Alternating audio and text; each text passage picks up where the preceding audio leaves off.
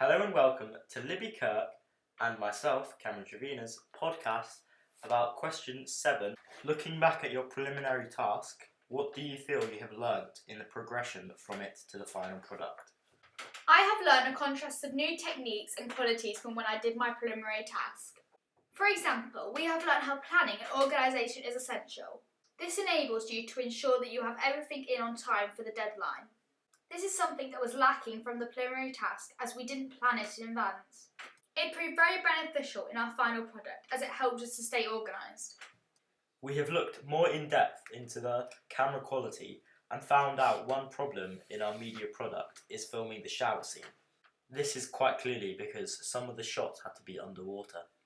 We conducted research into a better quality camera that could film underwater, so instead of compromising for a less cinematic looking shot, we decided to get our hands on a GoPro and film the underwater shots that we needed.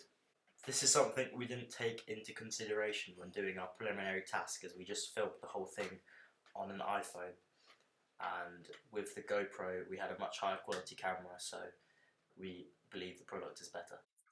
The music in the preliminary task didn't fit well and left the viewer confused. For our final product, we put a lot more thought into it and found the song that fit the theme perfectly. The song for the final product built suspense for the viewer and created a tense atmosphere for them, which is what we were going for. In our preliminary task, we didn't have a defined storyline or script, so it didn't make much sense. We improved upon this for our final product by having a clear structure and plan how to do things. We've done this through the use of storyboards, scripts, shot lists, a director's pitch, and research.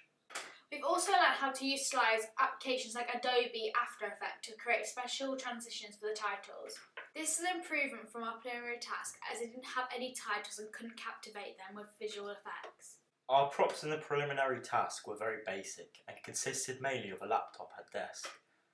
For our final product, we had a lot more advanced props in the form of bottles, cars, shampoo bottles, amongst others. We believe this was an improvement and enabled the product to look a lot more realistic and familiar to the viewer. We took a more in-depth consideration in the mise-en-scène for our final product, as our preliminary task was filmed entirely at our school.